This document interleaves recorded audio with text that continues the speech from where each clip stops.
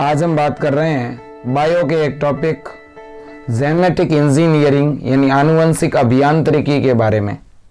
Genetic engineering का topic जो है, इसमें हमारी कक्षा 12 बायोलॉजी के अंदर कुछ महत्वपूर्ण हेडिंग दी गई है और उन्हें आज हम डिस्कस कर रहे हैं। जिसमें सबसे महत्वपूर्ण जो हेडिंग है वो है cDNA लाइब्रेरी।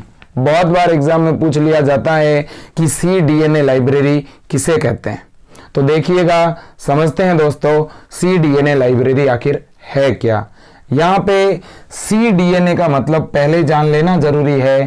पहले हमें अगर ये पता होगा कि cDNA क्या है तो आगे हमें समझने में आसानी होगी कि cDNA लाइब्रेरी कहेंगे किसे।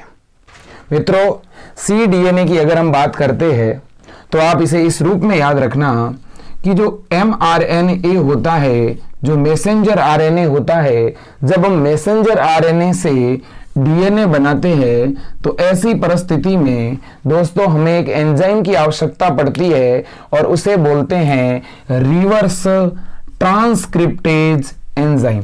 नाम जरूर याद रखना, रिवर्स ट्रांसक्रिप्टेज एंजाइम। ये रिवर्स ट्रांसक्रिप्टेज एंजाइम mRNA से क्या बना देता है? डीएनए बना देता है। इस तरह से ये जो डीएनए बना है इसको ही हम बोलते हैं कॉपी डीएनए या कॉम्प्लीमेंट्री डीएनए, अर्थात इस डीएनए को हम कहते हैं पूरक डीएनए। तो इस तरह से पूरक डीएनए किसे कहेंगे? तो जब mRNA से डीएनए बनाते हैं रेस्ट्रिक्स अपने रिवर्स ट्रांसक्रिप्टेज एंजाइम से, तो उसे हम बोलेंगे कॉपी डीएनए या हम इसे बोलेंगे कॉम्प्लीमेंट्री डीएनए। अब दोस्तों आपको पता होना चाहिए कि जब हम डीएनए से आरएनए बनाते हैं तो उसे हम ट्रांसक्रिप्शन कहते हैं। बट ये प्रोसेस जब उल्टे डायरेक्शन में हो, यानी आरएनए से जब डीएनए बनता है तो उसे हम रिवर्स ट्रांसक्रिप्शन कहते हैं। तो रिवर्स ट्रांसक्रिप्शन जो रिएक्शन है, इसे उत्प्रेरित करने वाला एंजाइम है रिवर्स ट्रांसक्रिप्टेज एंजाइम। तो ये जानकारी आपकी क्लियर हो गई होगी दोस्तों। अब इसके बाद में हम दूसरे महत्वपूर्ण घटनाक्रम की तरफ चलेंगे। तो अब आखिर cDNA लाइब्रेरी किसे कहेंगे? तो हमने cDNA बनाया किससे? mRNA से बनाया, ठीक है। तो mRNA से हमारे पास में जो डीएनए के रज्जु में प्राप्त हुए हैं वो ही तो कॉम्प्लीमेंट्री रज्जु है। अब उन कॉम्प्लीमेंट्री डीएनए सेगमेंट जो हमें मिले हैं, उन सेगमेंट को हम होस्ट सेल के अंदर भेज देते हैं। मतलब ये कि mRNA से निर्मित cDNA होस्ट सेल में प्रविष्ट करवा करके और उसे हम संग्रहित करते हैं। इस तरह का संग्रहण जो है वो cDNA लाइब्रेरी कहलाता है। मतलब हमने किया क्या? हमने mRNA से क्या बना लिया? हमने cDNA बना लिया और अब इस cDNA को होस्ट सेल में प्रविष्ट करवा दिया, ठीक है। और फिर इसका हमने कर लिया क्या भाई? संग्रहण। तभी तो हम बोलते हैं इसे cDNA लाइब्रेरी। अब चलो दोस्तों आगे चलते हैं और दूसरी जो हेडिंग दी हुई है हमारे सिलेबस में वो है जीनोमिक लाइब्रेरी। जीनोमिक लाइब्रेरी कई बार पूछ लिया जाता है कि जीनोमिक लाइब्रेरी कैसे बनाते हैं या क्या है। देखिए दोस्तों, अगर जीनोम शब्द कहीं पे आए तो पहले तो जीनोमिक में जीनोम शब्द का मीनिंग आपको पता होना चाहिए कि आखिर इस जीनोम का यहां पर क्या अभिप्राय है। तो देखिए, हमारी जो सेल होती है, हमारी जो कोशिकाएं होती है, उनके अंदर क्रोमोसोम के सेट पाए जाते हैं। जो क्रोमोसोम के सेट हैं, जो गुणसूत्रों के जो जोड़े हैं, इनमें से अगर मैं हमारी कोशिका की बात करूं तो हमारी सेल जो है वो जो कई कोशिका द्विगुणित है, उसमें गुणसूत्रों के टोटल 23 जोड़े होते हैं।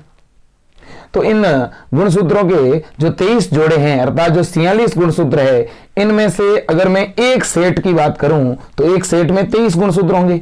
तो यहां पे भी मैंने क्या लिखा? यहां पे मैंने ये लिखा है कि जो अगुणित सेट है हमारे गुणसूत्रों के या हमारे डीएनए का, वही तो हमारा जीनोम है। जीनोम क्या? किसी भी सजीव के अंदर जो डीएनए का अगुणित सेट है वही तो हमारा जीनोम है। ठीक है, अब इसके बाद में नेक्स्ट पॉइंट पे चलते हैं। तो फिर जीनोमिक लाइब्रेरी है क्या? तो देखिए मित्रों, किसी भी जीव के संपूर्ण जीनोम को, संपूर्ण जीनोम मतलब उसके डीएनए का हैप्लॉइड सेट, ठीक है, उसके संपूर्ण जीनोम का हमने क्लोनिंग करवा दी और बहुत सारे खंड बना दिए। ठीक है, और उन डीएनए खंडों का हमने संग्रहण कर लिया, इसलिए इसे बोलते हैं जीनोमिक लाइब्रेरी। देखिए दोनों में क्या फर्क है, सी डीएनए लाइब्रेरी और जीनोमिक लाइब्रेरी में। जीनोमिक लाइब्रेरी में तो हम कंप्लीट जीनोम ले रहे हैं, यानी किसी भी जीव के अंदर जो डीएनए का अगुणित समुच्चय है उसको हम क्लोन करवा रहे हैं और उसको संग्रहित कर रहे हैं, जमा कर रहे हैं, ठीक है, इकट्ठा कर रहे हैं। वहीं दूसरी ओर सी डीएनए लाइब्रेरी में हम केवल कॉम्प्लीमेंट्री डीएनए की लाइब्रेरी बना रहे हैं। ठीक है, यानी एमआरएनए जो हमारे पास में था, उस एमआरएनए से जो डीएनए खंड प्राप्त हुए थे उन्हीं को हमने होस्ट सेल में पहुंचाया और उसकी लाइब्रेरी बनाई। ठीक है, जबकि यहां तो कंप्लीट हैप्लॉइड डीएनए की हमने लाइब्रेरी बनाई।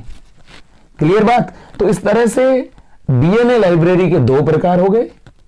डीएनए लाइब्रेरी में एक हो गई सी डीएनए लाइब्रेरी, एक हो गई जीनोमिक लाइब्रेरी।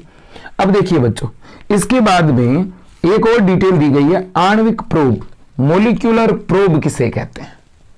अब देखो, हम जब सी डीएनए लाइब्रेरी बनाएंगे या जीनोमिक लाइब्रेरी बनाएंगे तो ऐसी परिस्थिति में कई बार हमें डीएनए खंड की पहचान करनी होती है, और उस डीएनए खंड की पहचान करने के लिए हम कुछ ऐसे डीएनए खंड जो है मुख्य डीएनए से जोड़ देते हैं जिनके अंदर रेडियो एक्टिव पदार्थ होते हैं।